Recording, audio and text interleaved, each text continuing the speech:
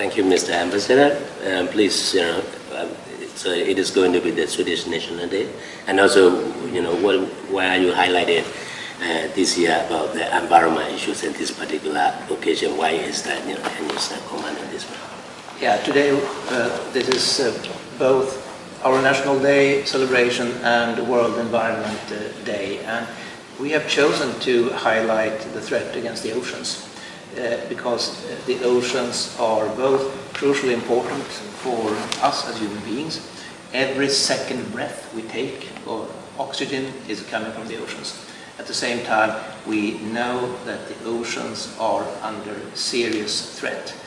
The year 2050, there will be more plastic than fish in the oceans if nothing is done. Therefore, our government, our Deputy Prime Minister Isabella Lövin, has been very engaged in mobilizing the global community. We had a UN, United Nations conference last year on the oceans, co-chaired by Sweden and Fiji. And now we need to act, both the global community, governments, as well as us as individuals. So I made a commitment today: stop buying plastic bags when I go shopping, and stop using these plastic straws, so totally unnecessary. Just a small contribution, and let's all act to save the oceans now. What is Myanmar-Burmese government cooperation in this particular campaign? Well, Myanmar participated in the United Nations conference last year, and I know that there's an increasing awareness in this country, including from civil society organizations. Now we have Chu here, we have Thank Myanmar here today. And I think many people are seeing the threats here. I mean, this is such a wonderful country with wonderful beaches, wonderful nature, and let's all take our responsibility to preserve that nature and make sure that we don't destroy it, poison it, contaminate it with plastic. Okay. Myanmar is, plastic is not the only environment problem in Myanmar, especially when it's come to logging, one of the largest deforestation at Brazil and Indonesia. Do you also have other environmental related issues that concern with your campaign, or you just focus on this particular clean plastic issues? Tonight we are focusing on the oceans and the plastic, but we are addressing in various ways the other global threats, climate change, deforestation, through other programs globally and regionally. And here in Myanmar, in the new development cooperation strategy, it's clearly said, clearer than before, that an environment and climate perspective should be applied when we make interventions. And how we deal with that, we'll see. But I think we all must join forces to address these major global threats against our environment.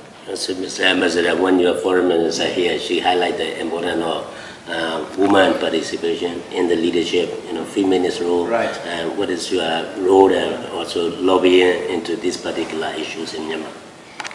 I think this is crucially important. It's the feminist foreign policy of our government, and I'm personally strongly engaged in this as well. And it needs to address both the rights of women, the rights to say no to sexual activity, say no to abuse from men. You have representation, and our foreign minister has strongly emphasized the importance of women in peace processes, where we know that peace processes are typically much more successful when women are fully represented around the table.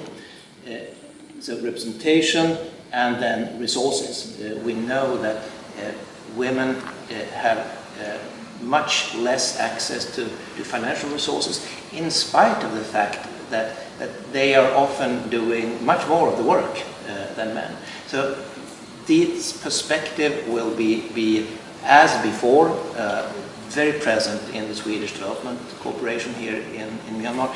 And I would especially like to highlight the sexual and reproductive health and rights, because here there is so much more to be done. We will focus on youth, not least. We have been very active already in the health sector through the 3MDD program, but we'll be even more now addressing sexual and reproductive health and rights.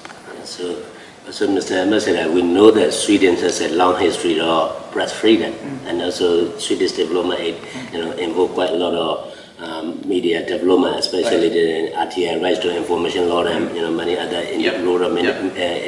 independent media development of the independent media. Can you say something? What is the progress, and what are your engagement on these particular issues?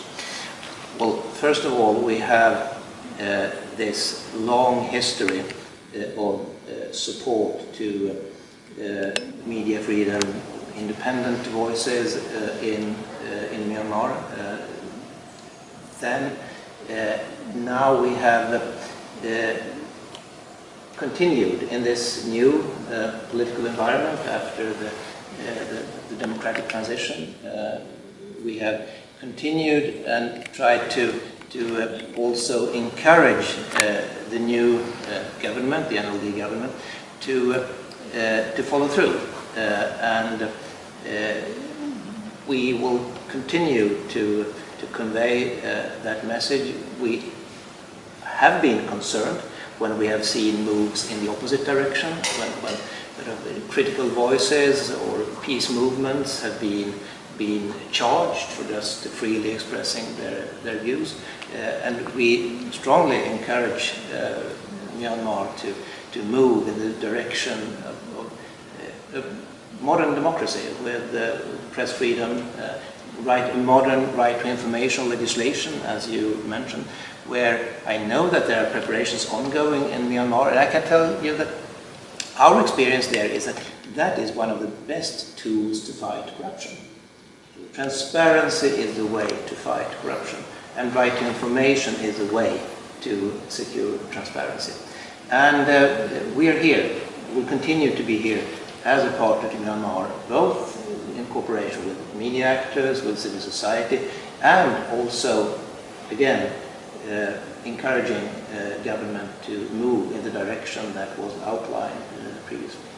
You rightly mentioned that new president, Winning, mentioned 3 times about media role. One is the role of media, one is a fight against corruption, need to work together with media, and the last one is to promote human rights through media. What needs to be done, especially in this particular area, in your opinion, about the role of the media, especially fighting against corruption?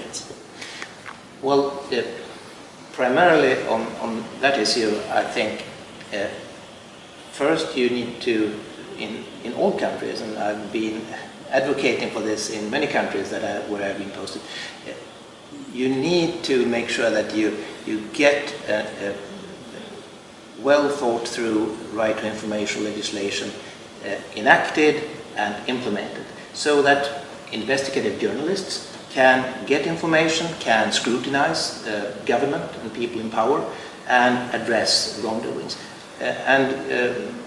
Then you can expose wrongdoings, but you can also effectively prevent it. Secondly, you must make sure that investigative journalism is encouraged and not intimidated. Here there have been steps where we have highlighted steps in the wrong direction, and I think that's not only bad for press freedom, but it's also, I think, governments doing that, in the long term, they damage the fight against corruption, because free, independent, investigative media is the best way to expose wrongdoings. And so, again, we will continue to be an engaged partner in this area, and hope that things will long-term, medium and long-term, move in the right direction. My last question, what Myanmar people can expect from your Swedish long history of liberal democracy and press freedom? What Myanmar people can expect from your help? Well, first of all, you can expect our long-term commitment as a dedicated friend to the people of this wonderful country, using these experiences, like the experiences from 250 years of developing free media, but also our experiences of empowering women during our move towards democracy, and our experiences of free, independent civil society, critical voices, inconvenient voices, how important they were, be it trade unions, be it women's organizations, be it free churches. You had this kind of diversity. That is, in our experience, that's the basis for stable democratic development.